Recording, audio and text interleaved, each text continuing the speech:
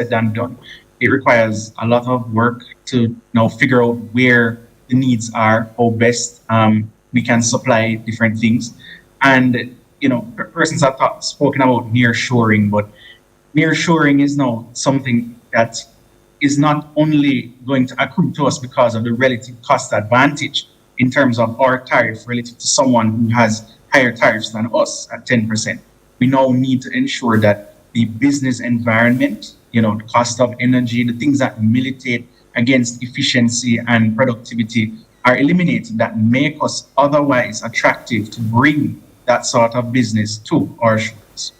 Yeah, Daniel, you were talking about the same point, but I want you to zero in on it on the point of trade and how your work in particular would have seen us expanding, and what more can we really do to get that type of diversification in our trade relationships. All right, so I'll start from the beginning, and Keenan alluded to it with the cost of energy. There is no great or sustainable manufacturing sector without low cost, affordable energy. And so I'll answer your last question first. That's something that we really need to do and to focus on to get the gears really turning and to be attractive to those investors who would be interested in the nearshoring partnerships. And so a lot more, I know a lot is being done through the energy policy, and the Ministry of Industry is doing some work on that. But I think focus needs to be placed on how do we bring down the cost of energy and how do we reduce bureaucracies across our processes, both within the public and private sectors. And so we start there. Trade is about comparative advantage. And so it's not about trying to do all things, but it's about trying to do the things that you're doing comparatively well. Yeah, what you're better. best at. And so we tend to always be focusing on the next new thing. But what are we, an assessment really needs to be done on what do we do best. And sometimes it perhaps is not goods, as we have looked at. It's export of services, which we are sure we have been very competitive in that realm. BPOs, KPOs, etc. Not to the extent of those alone. We're looking even at medical services, professional services. So it's much broader than that. So I believe focus needs to be placed there. But as it relates to manufacturing, again, let's look at what we're doing well and how we can support those businesses that are doing that well and expand their reach in existing exporting nations. Because the fact that we have gotten in, it means that we do have the capacity to supply that market. We know that market already, and there are no non-tariff barriers, because those are arguably even more damaging than the tariffs that you are aware of even before you enter the country.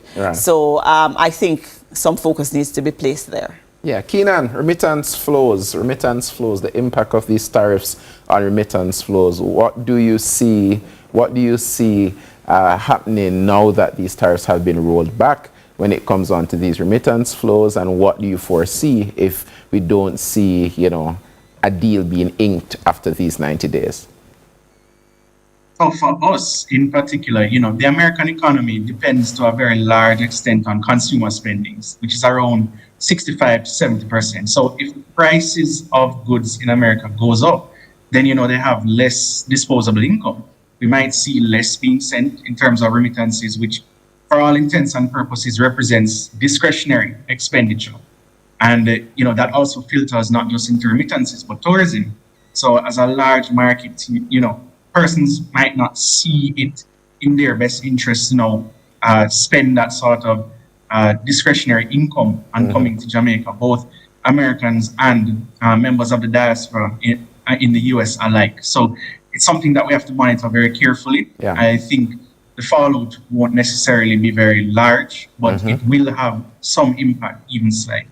Yeah, I'm coming back to you, Dania. I want to ask about the importance of just Jamaica strengthening those bonds and those relationships with countries other than US and China. You know, we have a strong relationship with the United States of America. We have a strong relationship with China, in particular with, you know, our road projects, etc. Even our Spark program, you know, will be implemented by a Chinese company. But when we look at the future of where we ought to go, how important is it for us as SID to have those relationships strengthened, particularly in Central America, South America, probably in other spaces in Asia? How important do you see that as a trade specialist?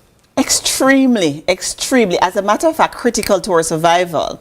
What we have seen is the vulnerability of countries such as ours, where we're almost in a frenzy when the announcements were made, and we're still in a frenzy because we are on a 90-day pause. Yeah. Then what happens after the next 90 days? And so again, businesses don't thrive on this, economies don't thrive on uncertainty. And so what we need to do is be certain of the things that we can be certain about, control the things that we can control, and that is in widening the base and also strengthening those relationships, entering into negotiations, not only with our CARICOM neighbors, which we're used to and we do have an agreement, but even Caribbean countries to the north, the Turks and Caicos, the Cayman Islands, that sort of thing. How do we strengthen those relationships, and what can we bring to those who are largely net importers of goods, and as a nearer shore destination, how can we provide those goods to those countries and strike those deals? Yeah, you know, going over to you, Keenan, when we look at just how we've had relationships with Spanish-speaking countries, I would say that we need to start speaking more Spanish and having more Spanish exports.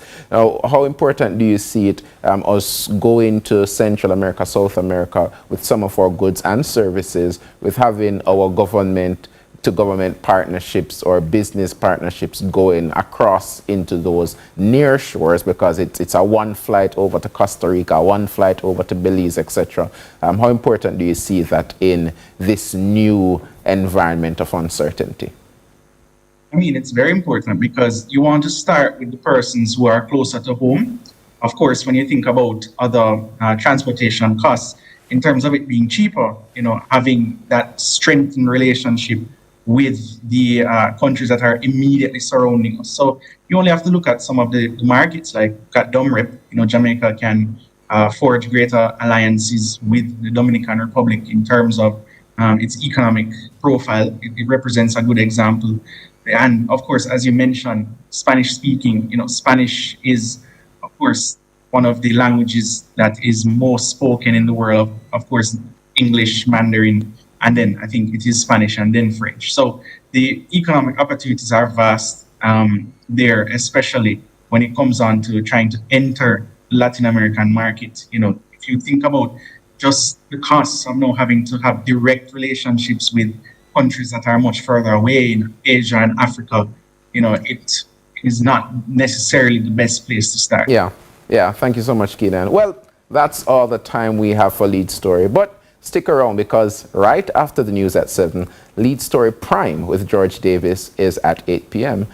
Good evening, and I would like to thank Dania Ashpole and Keenan Faulkner for joining me this evening. I'm Sondre Roden, and that was Lead Story.